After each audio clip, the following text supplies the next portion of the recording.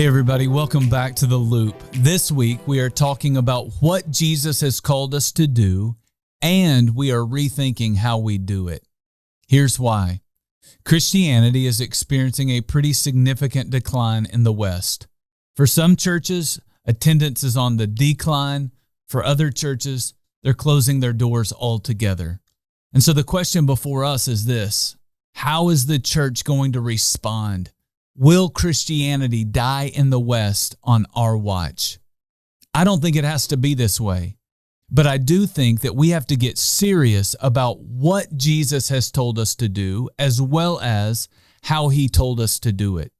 So today I want to take you to 2 Corinthians chapter 5, verse 20, where Paul is writing to Christians. Now, if you don't know much about the church in Corinth, they were rebels. Paul wrote multiple letters to them to talk to them about what it looked like for them to live their lives as followers of Jesus. They struggled. In fact, many days they lived more like those in their culture than they lived like Jesus Christ.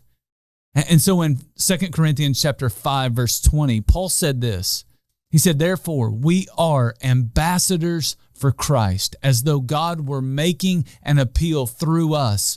We beg you on behalf of Christ, be reconciled to God." Paul saw himself as an ambassador for Christ. That word ambassador is a political term. An ambassador is someone who lives in a foreign land, but they represent their king back home. So in essence, Paul is saying that we live on this earth to represent our king, who is Jesus. Now, some ambassadors represent their king very, very well. And some ambassadors represent their king very poorly. In fact, they embarrass their king.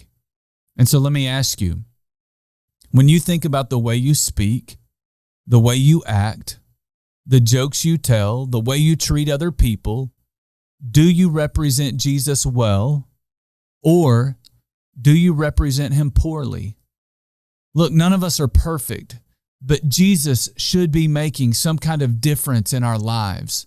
We should be able to share our faith with people without them being shocked to hear that we're Christians.